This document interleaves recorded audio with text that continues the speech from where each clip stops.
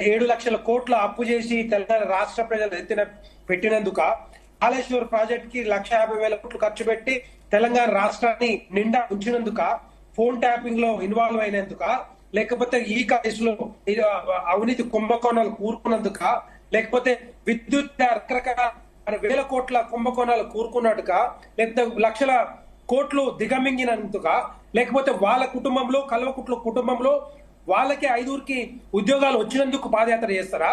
లేకపోతే రకరకాల కుంభకోణాలు ఏదైతే ధరణి ఉందో ధరణిలో మరి వేల ఎకరాలు మరి మటుమాయం అయినందుకు, లేకపోతే అన్యాయక్రాంతం అయినందుకు, లేకపోతే దోపిడీకి గురైనందుకు ఈ బీఆర్ఎస్ హయాంలో కేటీఆర్ గారు పాదయాత్ర చేసి తెలంగాణ ప్రజలు చెప్తారా?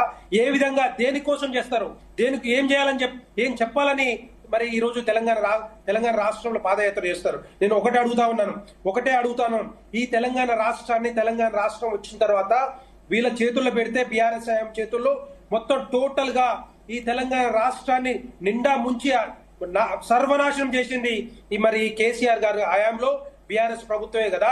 మరి ఇప్పుడు వచ్చి మళ్ళా ఏదో నంగనాచి మాటలు మాట్లాడుకుంటూ రేపు మేము పాదయాత్ర చేస్తాం, ఈ రోజు పాదయాత్ర చేసి మళ్ళా అధికారంలోకి వస్తాయంటే ఎవరు నమ్ముతారండి?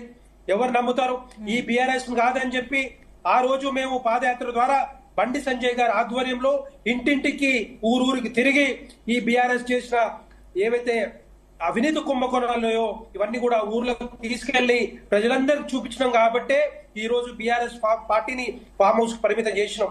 ఆ విధంగా తర్వాత వచ్చిన పరిణామాల వల్ల కొన్ని అలవిగాని హామీలు ఏదైతే కాంగ్రెస్ పార్టీ ఇచ్చిందో, 6 గ్యారెంటీలు, 13 అంశాలు, 400 వాగ్దానాలు, తర్వాత దాంతో పాటుగా రుణమాఫీ కూడా ఇస్తామని చెప్పి ఈ రోజు కాంగ్రెస్ పార్టీ అధికారంలోకి వస్తే ఇవి ఇప్పటికి కూడా 100 రోజులు కంప్లీట్ చేస్తా అని చెప్పారు. కానీ 100 రోజులు కాదు, 15 నెలల కాలంలో 1,50,000 కోట్ల అప్పు తీసుకొచ్చి పరిపాలన సాగిస్తున్నారంటే ఇదే party Congress party BRS party ఏ విధంగా చేస్తుందో కాంగ్రెస్ పార్టీ కూడా అదే దారిలో పోతా ఉంది. మళ్ళీ మీరు కూడా గతంలో వెళ్ళినట్టే మళ్ళీ పాదయాత్ర అంశం తెరపైకి తీసుకొచ్చే ఛాన్సెస్ ఉన్నాయి? బీజేపీ కూడా పాదయాత్రలు చేసే అవకాశాలు ఉన్నాయా?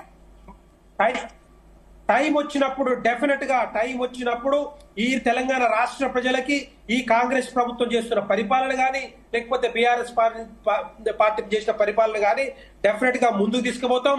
వీళ్ళు చేత గాని చేయలేని ఏదైతే పాలన ఉందో కాంగ్రెస్ పార్టీ డెఫినెట్ గా మేము తెలంగాణ రాష్ట్ర ప్రజలకి వివరిస్తాం. ఎందుకంటే ఒక్కటి చెప్పాలనుకుంటున్నాను మీకు. ఈ తెలంగాణ రాష్ట్రం వచ్చిన తర్వాత ఒక 5 సంవత్సరాలు 6 సంవత్సరాలు పరిపాలన చేస్తారేమనుకున్నారు. తెలంగాణ రాష్ట్ర బిడ్డలకు ఉద్యోగాలు వస్తాయనుకున్నారు, నీళ్లు వస్తాయి, నిధులు వస్తాయి, ఉద్యోగాలు వస్తాయి అనుకుంటే కానీ ఎక్కడ కూడా కేసీఆర్ పార్టీ గాని బీఆర్ఎస్ పార్టీ గాని ఏవి కూడా అమలు చేయలేక కుదేలైపోయిన ఈ తెలంగాణ రాష్ట్రాన్ని కాంగ్రెస్ పార్టీ చేతుల్లో పెడితే అదే విధంగా చేస్తా ఉంది.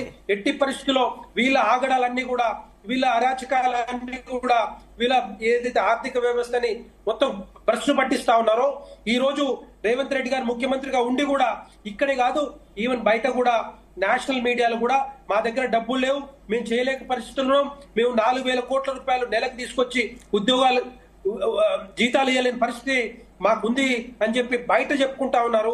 మరి ఈయన ఈ విధంగా చెప్పుకుంటే బయట ప్రపంచ దేశాల నుంచి ఏ విధంగా ఇన్వెస్ట్మెంట్లు ఈ తెలంగాణ రాష్ట్రానికి వస్తాయి, ఏ విధంగా ఉద్యోగాలు వస్తాయి, ఏ విధంగా పెట్టుబడులు కానీ కంపెనీలు కానీ ఏ విధంగా వస్తాయి, వచ్చిన కంపెనీలను కూడా వెనక్కి వెళ్ళిపోతా ఉన్నాయి.